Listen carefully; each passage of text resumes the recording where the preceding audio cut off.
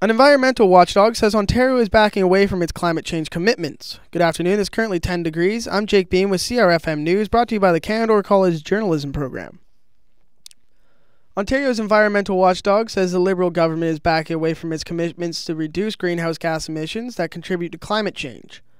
Environmental Commissioner Gord Miller says the government is ending or scaling back programs to fight greenhouse gas emissions and will fall short of meeting its target for 2020 and 2050.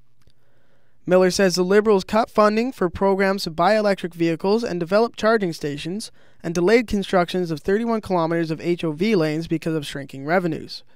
He gives the government high marks for phasing out coal-fired electricity generation, but says the associated increase in natural gas means it has surpassed coal as the largest source of greenhouse gas emissions in the energy sector.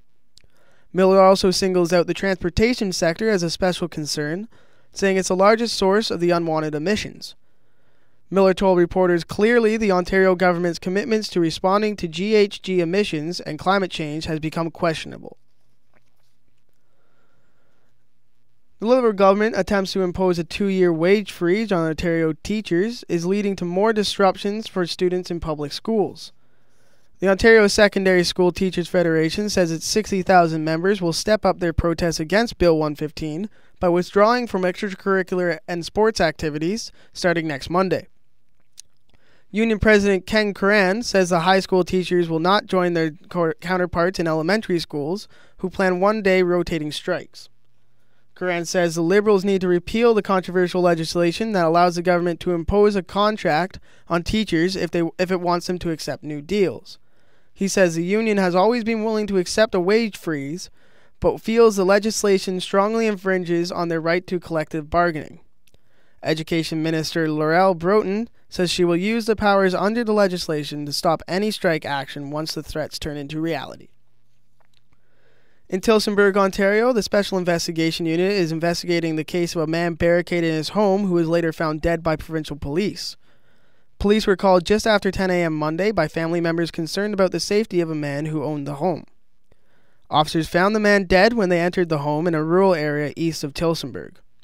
His name and age have not yet been released, nor have the police indicated how long the man was barricaded inside the house. The SIU investigates any incident involving police that results in death, serious injury, or allegations of sexual assault. At 5:40 p.m. on the 3rd of December, a man riding a bike on Marshall Ave East waved at a vehicle that let him cross at Marshall Park Drive. 2 males in the truck yelled at him, threatened him, and followed him to Mulligan Street. The man got off his bike and hid behind some vehicles. The males got out of their vehicles, yelled at him, and chased him on foot. The males then took the man's bicycle and left. The vehicle is described as an older model black Dodge diesel pickup.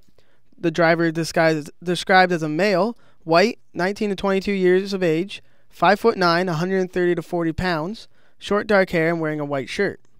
The passenger is also described as male, white, 19 to 22 years of age, 5'9", 130 to 140 pounds, black hair, wearing a dark sweater. Constable Richard Hampel is investigating. In sports, the NHL and the Players Association have tried settling their labor disputes by meeting in big groups and small groups and with mediators. This afternoon, they'll try something different. There will be new faces in the room, with some familiar ones being excluded from the talks. A group of 6 owners and 6 players will be involved in the talks. The notable absentees will be Commissioner Gary Bettman and Union head Donald Fear. One of the side effects of the NHL lockout is a stronger and more experienced roster for Canada's entry at the World Junior Championship. Edmonton Oilers center Ryan Nugent-Hopkins and other 19-year-olds who would have otherwise been lost to the NHL are among the 37 players invited to next week's selection camp in Calgary. The tournament begins on Boxing Day in Ufa, Russia. The Toronto Raptors nearly dug themselves out of a 17-point hole in the fourth quarter, getting to within 1 before the Denver Nuggets left the court with a 113-110 victory. Kyle Lowry scored 12 of his team-high 24 points for Toronto in the fourth quarter.